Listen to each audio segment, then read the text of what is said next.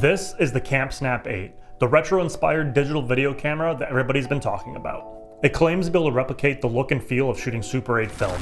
As someone who shot multiple projects on Super 8, I would love to have a digital clone that could replicate the same look and feel without me having to spend hundreds of dollars on film and developing. Now, does this camera live up to its promises? Let's find out. The Camp Snap 8 is a full plastic camera. It feels durable enough though that if I were to drop it, I don't think it'd break. Great news if you're looking to buy this for your kid.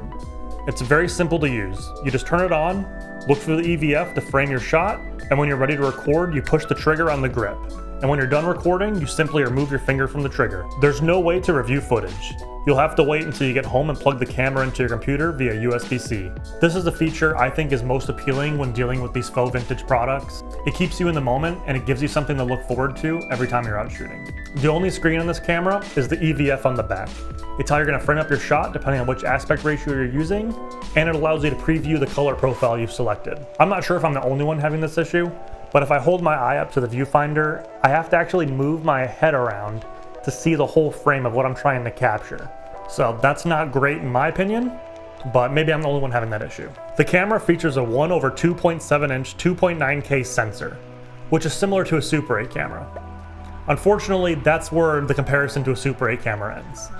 The camera films in 30 frames per second and features an ultra-wide 3mm prime lens that offers 8 times zoom utilizing these buttons on top of the camera. The bad news is that this zoom is digital, which will degrade the quality of your image as you zoom in. The sensor in this camera is typically found in a webcam or a dash cam, and I believe that's what we have here. I think they've retrofitted one of these items into this product. The Camp Snap 8 features 4 different aspect ratios.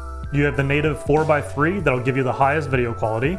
You have 16:9, 9:16, and 1:1 square. The camera has 5 different color profiles: standard, vintage 1, vintage 2, analog, which adds this digital film scratch effect, and black and white. I personally like the look of vintage 1 and black and white, and when I'm using this camera, I think those are the 2 modes I would use the most. The analog mode to me just feels really cheesy and really gimmicky. It's not something I would ever personally use. There is a built-in mic on this camera and it works just fine. So this is the audio quality straight out of the camera here. Now, a nice feature is that they do have a mic jack as well as a cold shoe mount. So for example, you could take a shotgun mic, you can hook that up, plug it in, and now we have better audio quality. So that's a nice feature to me. Okay, we got the shotgun mic plugged in now, so this would definitely enhance your audio if you want to use this for vlogging. The bottom of the grip features a thread for mounting to a tripod. This would be great, except remember, the only way to record is to hold down the trigger. The moment you take your finger off the trigger, it stops recording.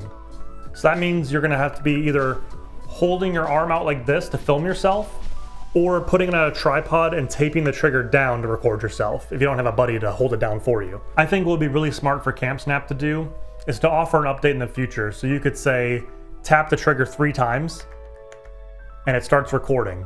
Then you could put it on a tripod, put it wherever you need to go, and when you're done recording, you could do like a long press and turn it off. So let's get to my favorite feature of this camera.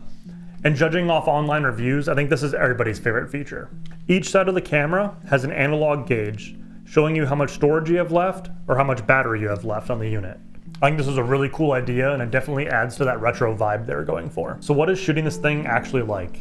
It definitely turns heads. I took it on a short walk with me and I got stopped twice from people asking me if I was shooting film or just like, what the heck is this thing?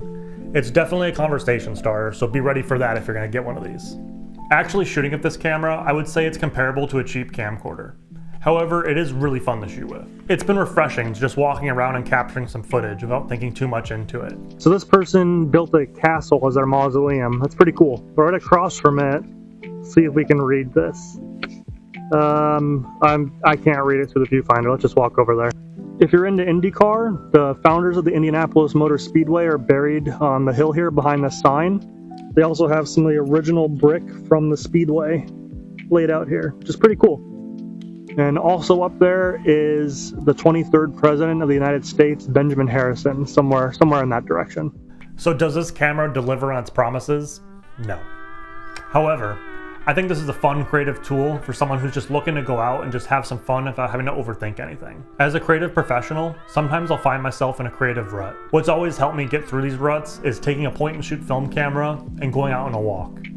It just kind of helps me see things differently and just gets the spark going again. I can see this helping a lot of people get through creative ruts, spark some new inspiration, or just have fun. Should you buy this camera? I'm pretty torn on it. I think if you're someone that's just looking for a fun creative toy to take out with you and turn heads everywhere you go, I think it's a no-brainer. Yes, you should get this. If you take video a bit more serious, I think this could have a place to give you some inspiration, help you get through a mental rut. But I also think you could probably find a used Handycam that could do the exact same thing for a lot cheaper. And it probably is going to give you higher quality video, to be completely honest with you. For me, I'm going to throw this in my bag, bring it on shoots with me, and capture some BTS with it. And I think for that, it's perfect. Now, if there's any questions you have about this camera that I didn't cover in this video, feel free to comment them down below, and I'll do my best to answer them. If you are interested in buying this camera, I will ask that you please use the link in my description. That link will give you $5 off your order, as well as give me a little cutback, which helps me keep creating content like this. Thank you.